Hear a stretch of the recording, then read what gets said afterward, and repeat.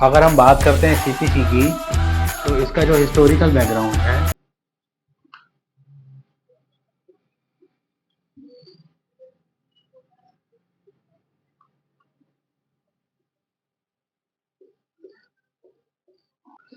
Guys अगर हम historical background की बात करें तो आपको एक डेट याद रखनी है जो कि है 1858। ये बेसिकली आपको एक ईयर याद रखना है।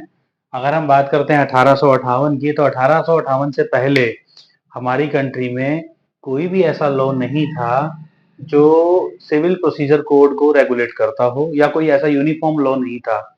जो प्रोसीजर्स वगैरह तो हमारे पास थे, बट कोई यूनिफॉर्म लॉ नहीं था। गाइस बेसिकली उस टाइम पर जो लॉज थे वो डिफरेंट डिफरेंट बेसिस पर डिफरेंट डिफरेंट लॉज थे। कोई एक पर्टिकुलर यूनिफॉर्म लॉ नहीं था।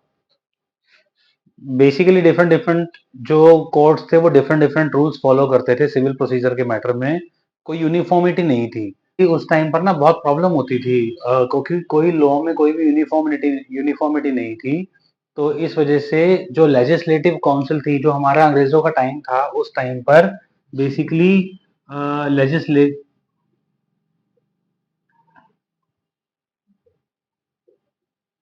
काउंसिल उस टाइम पर लेजिस्लेटिव काउंसिल होती थी। उसने 1858 में बेसिकली सीपीसी के बारे में सीपीसी इंट्रोड्यूस किया, जिसने बेसिकली हमें सिविल प्रोसीजर कोड्स के बारे में बताया और हमारे क्या प्रोसीजर्स रहेंगे, और जो सब जगह पर हर कोर्ट्स में एक यूनिफॉर्म प्रोसीजर फॉलो करेंगे, सेम प्रोसीजर फॉलो करेंगे। तो गाइस उस टाइम पर जो लेजिस्लेटिव काउंसिल थी, उन्होंने 1858 में एक एक्ट पास किया जिसका नाम था कोड ऑफ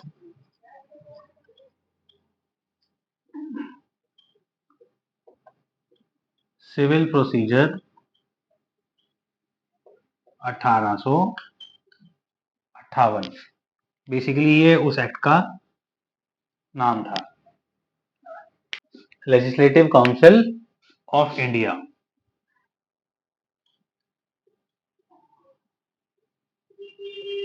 इस एक्ट में जो भी हमारा सिविल प्रोसीजर था उसको यूनिफॉर्म किया, उसको इकट्ठा किया गया। उसके बाद उसको एक एक्ट में तब्दील किया गया या बनाया गया। तो गाइस बेसिकली उस टाइम पर जो हमारे गवर्नर जनरल थे, उन्होंने 23 मार्च 1959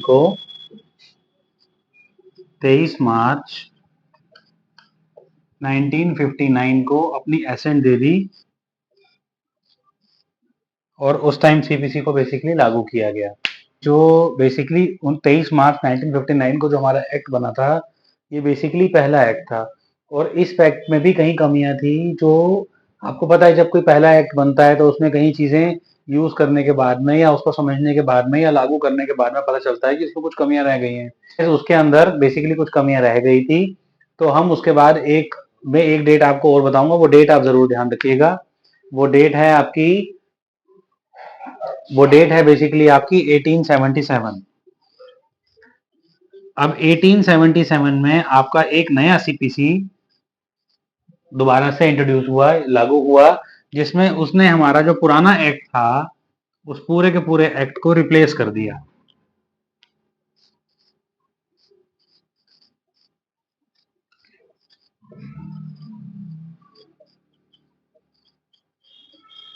इसने हमारे पुराने एक्ट को बेसिकली रिप्लेस कर दिया। गाइस अब जब 1877 में हमारा एक नया सीपीसी आया जिसने हमारे पुराने सीपीसी को रिप्लेस किया, तो उसके बाद ये जो हमारा एक्ट था, ये बेसिकली नेक्स्ट 5 इयर्स तक चला। अब इसमें भी कुछ ना कुछ कमियां थी।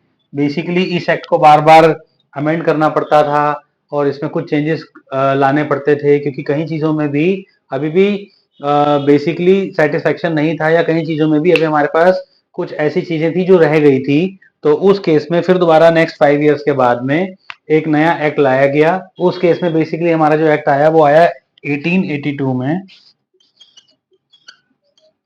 फिर दोबारा एक एक्ट आया 5 साल बाद, और उसने फिर दोबारा से पुराने एक्ट को रिप्लेस किया और उसमें कुछ चेंजेस लाए गए।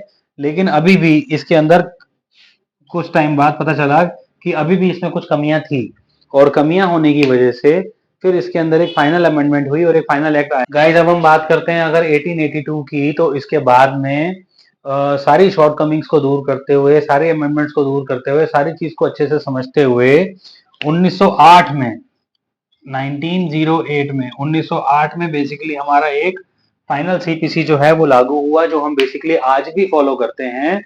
और सारी शॉर्टकमिंग्स को दूर करते हुए एक एक्ट एक्चुअल में तैयार किया गया सीपीसी से रिलेटेड, और उसके अंदर सारी की सारी शॉर्टकमिंग्स को ध्यान रखते हुए, अमेंडमेंट्स को ध्यान रखते हुए वो एक्ट कंप्लीट हुआ, जो कि हम बेसिकली आज भी फॉलो करते हैं। तो 1908 में बेसिकली हमारा जो एक्चुअल एक्ट है वो बनकर तैयार हुआ। तभी 1908 में बेसिकली हमारा एक्ट बनकर तैयार हुआ, तो इसको लागू किया गया 1 जनवरी 1900 कमेंस किया गया, लागू किया गया।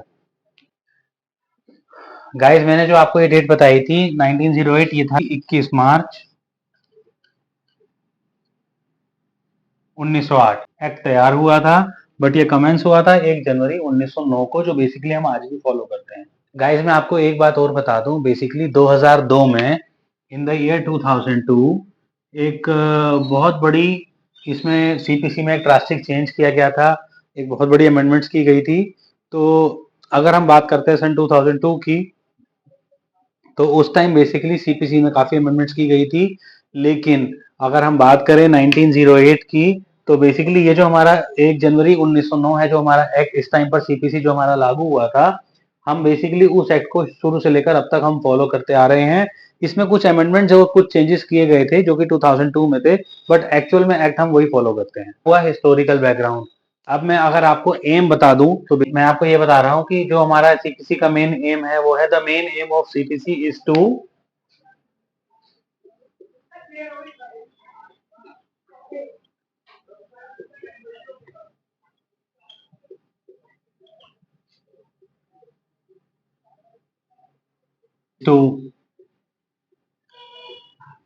define,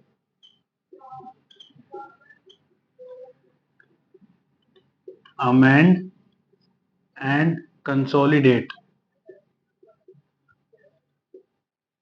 Define, amend and consolidate the laws which are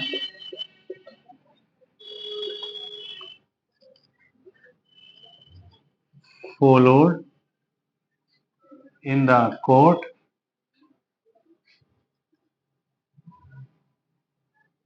of civil matters. Thank you for watching my video, guys.